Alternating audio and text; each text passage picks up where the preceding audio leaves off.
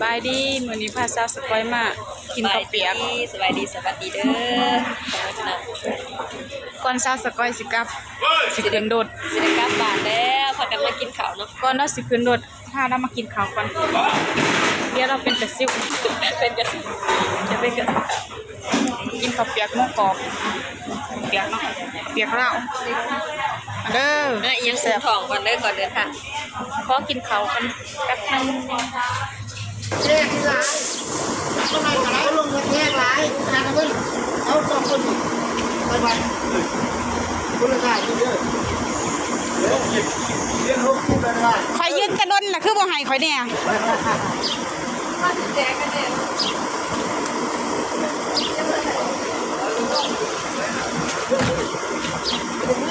หอดท่าแขกก้อยหอดท่าแขกก็ต้องซื้อขนมปังประมาณจักโมงเด้สิหอดท่าแขกจากกันไปหัวใจอะไรฮะเสียมายืนอยู่มองโดดนี่ไปเยี่ยมเพิ่นเอากระเป๋าขึ้นไปไหวเดียวซาสกอย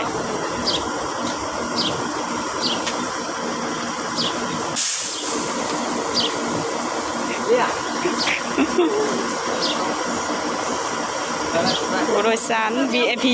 เคยทำนั้นเราคอมเมนต์เจ้าก็คุณเนาะจะว่าเป็นรอบุญคุณน่ะ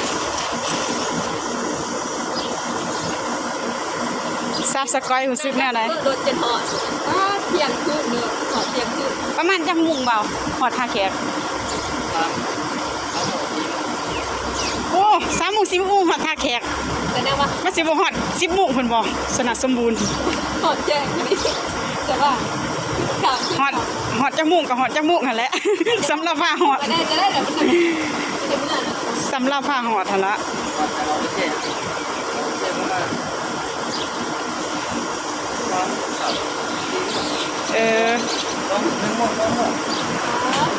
กะเล็บแสดงว่าต้องบ้านเย็นได้เลยไปเรื่อยๆบ้านเย็น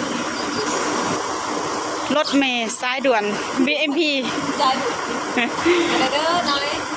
ปลาตัดกันหน่อยแล้วซาสกอยสิเมื่อปลาซะน้อยซะใหญ่แล้ว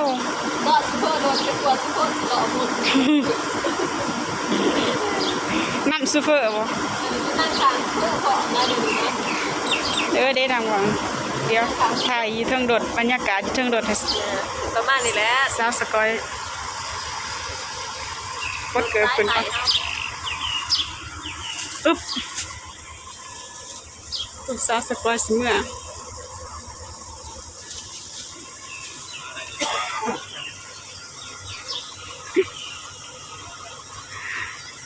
ซาสกอยว่าสินั่งข้างซูเปอร์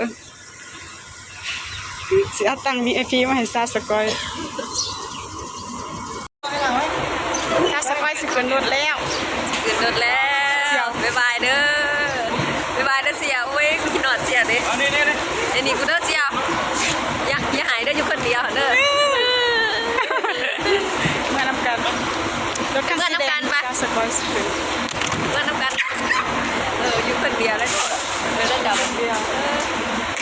โทรหาโดดน้อยเพื่อนไล่มากแล้วสิโทรหาโดดไปแรงคือสิมาอยู่เงาได้เดียวฝากเสี่ยวเขาเด้อ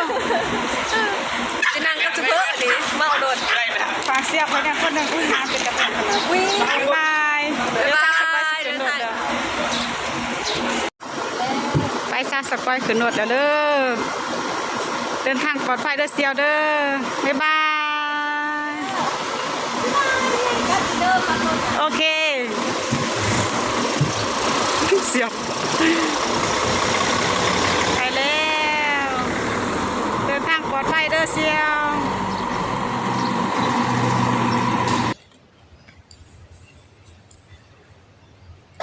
มาหอดเถื่อนหอดสานแล้วมาที่ส่งซาสกอยอยู่หนึ่งนี่ส่งเพิ่นขึ้นรถแล้วเขาก็มากำลังหอดเถื่อนมาหอดบ้านโนนแสงจันทร์หอดสิหอดบ้านเห็นเขาขายหมาเป็นแต่แสบก็เลยลองซื้อมาซิมเบิ่ง3 หมากครึ่งโล40,000 3 หมาก40,000 40,000 กีบ มาลองชิมมึงว่าสิเป็นยังไงหมักใหม่ตามฤดูกาลนี่มีปลาจะสิป้ายางลายแท้ต้องสักกระปิดมาใหม่ๆ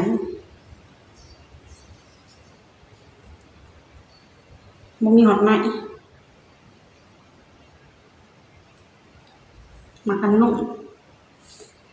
มาแกงมาคันนุ่มอย่าบวงตักเขาเลยด้วยแต่ว่ายางมันได้เด้อมาอันนี้เด้อยางมันได้ขนาดประมาณเรื่องบ่งหวานดีเลยก็ปิดมาสดๆจากต้นเลย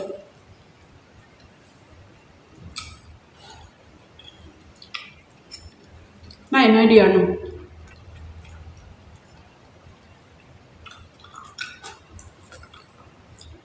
ในดำในเป็นดำเนี่ยเอาไปปลูกก็จะได้หวาน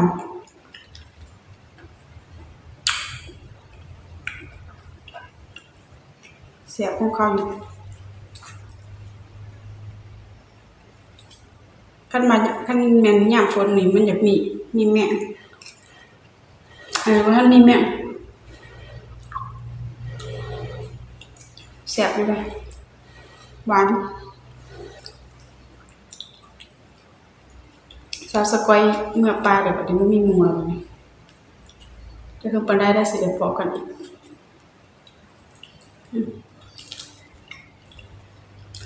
เสียบเบิ้ม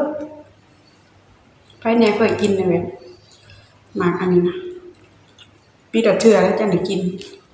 ปีหนึ่งมีเท่านึง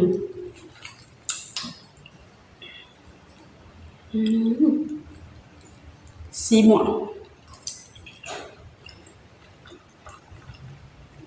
อันนี้เป็นหมากยางม่วงสีม่วงไม่ใช่มีสองแบบมีสีขาวกับสีม่วงสีม่วง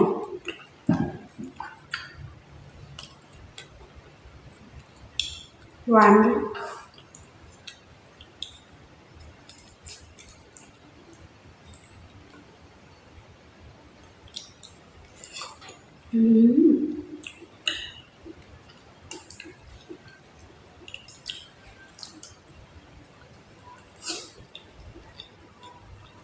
มื่อคืนกับฝนตกแห้ง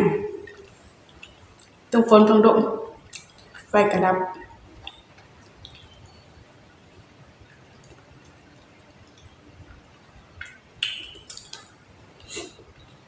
นายมา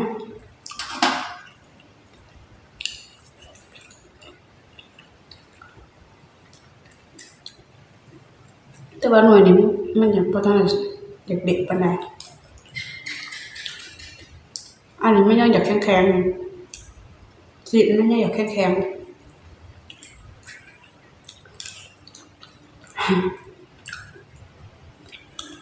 พอหรือยังมันติดซุปแสบของเขาอยู่